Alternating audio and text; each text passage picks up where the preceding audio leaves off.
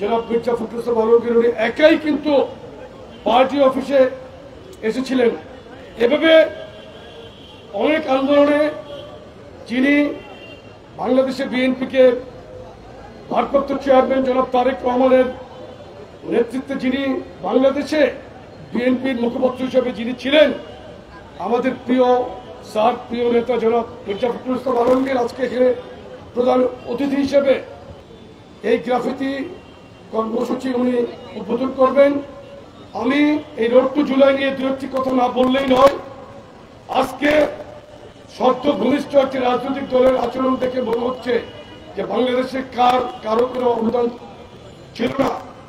আমি কাউকে সমালোচনা করছি না, আমরা সমালোচনা করে সময় নষ্ট করে আমি কারো মনে বিরক্ত উদ্যোগ করতে চাই না। কিন্তু আমাদের এই আন্দোলন রোড টু জুলাইকে জুলাই গণঅভ্যুত্থানে রূপান্তরিত করার ক্ষেত্রে বিএনপির ভারপ্রাপ্ত চেয়ারম্যান জনাব তারেক রহমানের কি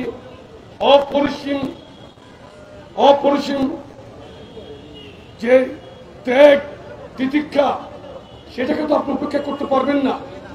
আমরা সরাসরি তার নেতৃত্বে কাজ করেছি, আমরা তার নির্দেশনায় কাজ করেছি। এখানে মাননীয় মহাসচিব স্যার আছেন, উনি নিজেই এই আন্দোলনের গুরুত্বপূর্ণ পয়েন্টে বিভিন্ন স্পটে গিয়ে উনি এই আন্দোলনকে ত্বরান্বিত করেছেন।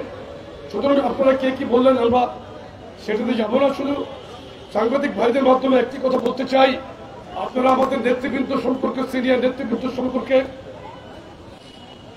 যে ভাষায় কথা বলছেন সেটা জুলাই স্পিরিটের সাথে কিন্তু যায় না। আমি দয়া করে আপনাদের রাজনৈতিক ভাষায় বেয়াদবি করবেন না, সংযত হয়ে কথা বলবেন। আমরা কিন্তু রাজনীতির মাঠ কাউকে ইজারা দেই নাই। সবসময় যুবদল রাজপথে ছিল, আগামীতেও রাজপথে থাকবো ইনশাল্লাহ।